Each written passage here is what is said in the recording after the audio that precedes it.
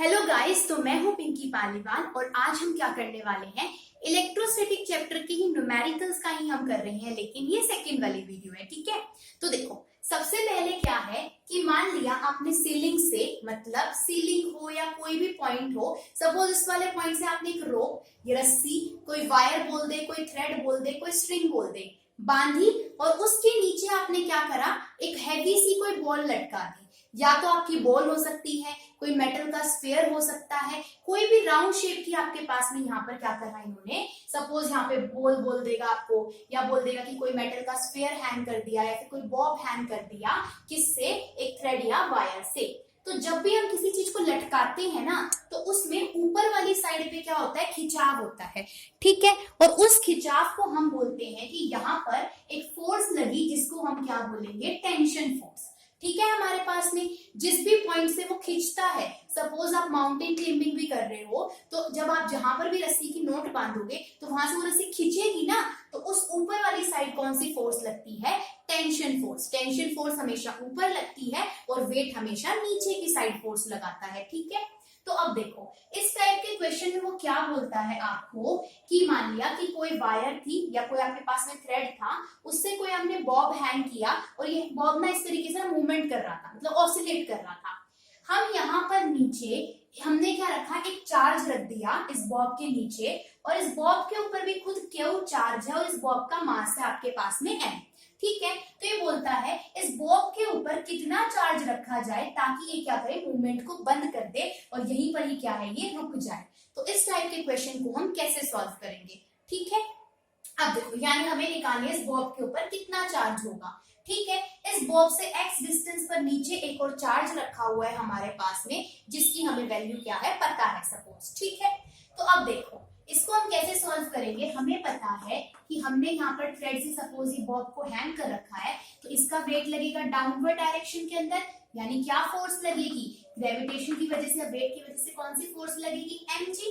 अब अगर इसके ऊपर चार्ज है और नीचे यहाँ पर आपने कोई क्यू चार्ज रख रखा है, इसके ऊपर भी क्यू चार्ज है, कैपिटल क्यू, यानी दोनों चार्जेस अलग अलग हैं, तो दोनों चार्जेस सेम होने की वजह से अगर ये भी पॉजिटिव चार्ज है, ये भी पॉजिटिव चार्ज है, तो इस वाले चार्ज के ऊपर, इस वाले बॉब के ऊपर जो फोर्स लगेगी वो लगेगी आउटवर्ड डायरेक्शन में, यानी बाहर की साइड, इससे दूर की साइड बाहर लगनी थी। इस फोर्स को हमने बोल दिया इलेक्ट्रिक फोर्स। ठीक है, यहाँ पर हम टेंशन का रोल नहीं लेंगे, अभी हम सिर्फ कितना देखेंगे कि जो आपकी इलेक्ट्रिक फोर्स है वो क्या कर रही है, एक तरीके से इस mg को बैलेंस। इलेक्ट्रिक फोर्स को लिखने का फॉर्मूला होता है k q1 q2 अपॉन में r स्क्वायर। इस k की वैल्यू होती है 9 इंटू 10 की पावर 9।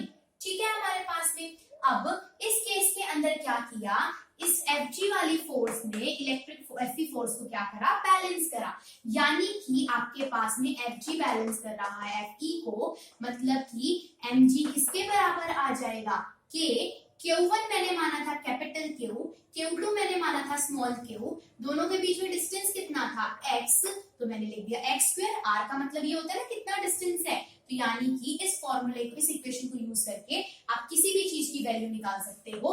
जैसे इसमें तो क्या बोला था कि क्यू की वैल्यू निकालो, तो वो निकाल सकते हो। किसी क्वेश्चन में बोले नीचे कितना चार्ज रखे, तो उसकी वैल्यू निकाल सकते हो। कितने डिस्टेंस पे रखे वो भी निकाल सकते हैं। हम इस वाले कॉन्सेप्ट से इस टाइप के क्वेश्चन को सॉल्व कर सकते हैं। ठीक है, दूसरा कॉन्सेप्ट क्या आता है इस तरीके से कि आपके पास में क्या है, आपके दो बॉल्स हमने लिए हैं या फिर दो बॉल्स हमने ली हैं। ठीक है, एक तरीके से हम यहाँ पे ना बॉल क्यों नहीं ले रहे, क्योंकि रबड़ के ऊपर इलेक्ट्रिक फोर्स आपकी लगेगी नहीं, तो हम मेटल की बॉल्स ले रहे हैं।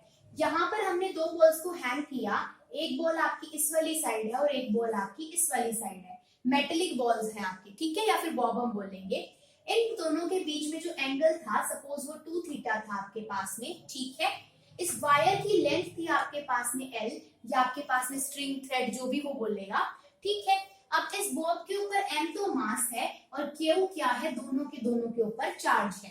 ठीक है, m मास और क्या है आपके पास में, q चार्ज रखा गया है। ठीक है, हमारे पास में अब मैं क्या करूंगी, और इन दोनों के बीच में जो आपके पास में डिस्टेंस है वो है सपोज x। ठीक है, ये चीज हमें दे रखी है।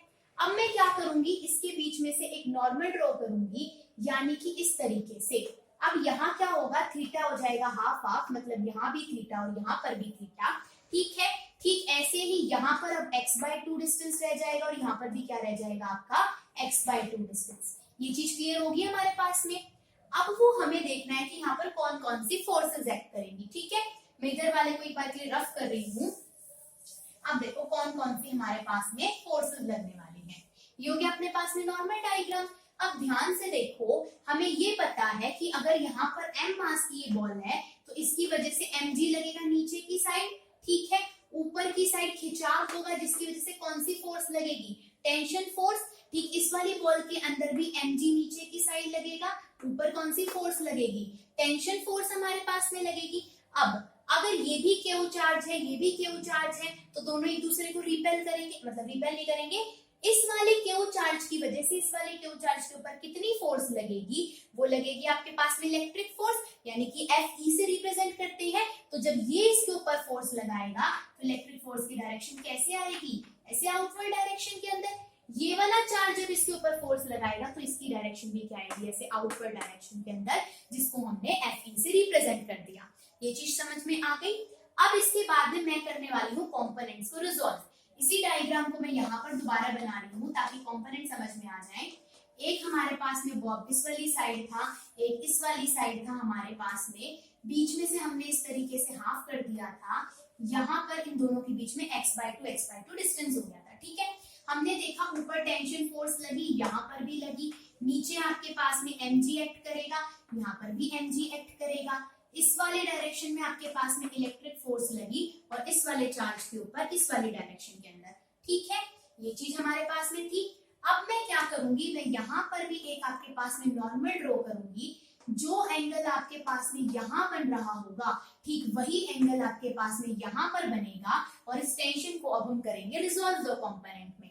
तो जो आपके पास में नॉर्मल के साथ में होता है थीटा वाली साइड, वो बन जाती है आपका वो cos थीटा वाला कंपोनेंट।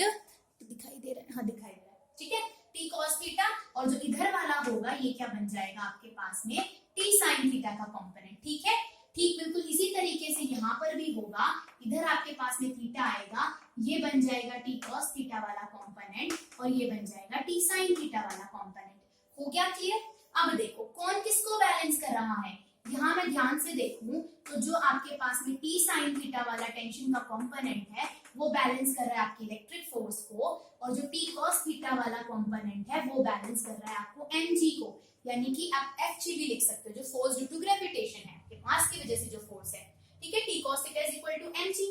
अब ये बात ध्यान रखना, जिसके साइड में थीटा होता है वो बनता है cos वाला कंपोनेंट, जिसके साइड में नहीं होता वो बनता है sin थीटा वाला कंपोनेंट, और इन दोनों के बीच में टोटल 90 डिग्री का एंगल होता है, ऐसे बोल सकते हो। ठीक है, अब मैं क्या करूं, इस फर्स्ट वाली इक्वेशन को सेकंड से अगर मैं डिवाइड कर दूं, सो t sin थीटा अपॉन में t cos थीटा किसके बराबर आ गया आपके पास में, Fe अपॉन में mg के बराबर। इस t से ये t कट जाएगा, एंड sin थीटा बाय में cos थीटा होता है हमारे पास टेंजेंट थीटा के बराबर। So tangent theta is equal to Fe upon का mg। ठीक है, हमारे पास में तो ये हमारे पास में एक फॉर्मूला बनकर तैयार हो गया इस वाली डेरिवेशन के अंदर, जिसको यूज किया जाता है। ये चीज क्लियर होगी आपके पास में। ठीक है, यहाँ तक की बात क्लियर होगी ना, हम कैसे सॉल्व कर सकते हैं। और अगर मान लिया इलेक्ट्रिक फोर्स की वैल्यू पूछी जाए तो वो हम कैसे निकाल देंगे। K होता है आपके पास में, क्या निकलता है हमारे पास में नॉर्मल फॉर्मूला, अभी मैंने बताया था ना, Q1 Q2 अपॉन में R स्क्वायर। दोनों से दोनों चार्जेस क्या है, मैंने मानता है इसके ऊपर भी Q, इसके ऊपर भी Q चार्ज, तो Q1 की वैल्यू भी Q, Q2 की भी Q, दोनों के बीच में टोटल डिस्टेंस कितना है x, तो यहाँ पर हो जाएगा x स्क्वायर, यानी नेट इलेक्ट्रिक फोर्स क्या लगेगी K स्क्वायर अपॉन में x स्क्वायर। ठीक है, और mg का तो हमें पता ही है। तो ये हो गया हमारे पास में इसके अंदर सेकेंड टाइप का भी न्यूमेरिकल्स को हम कैसे सॉल्व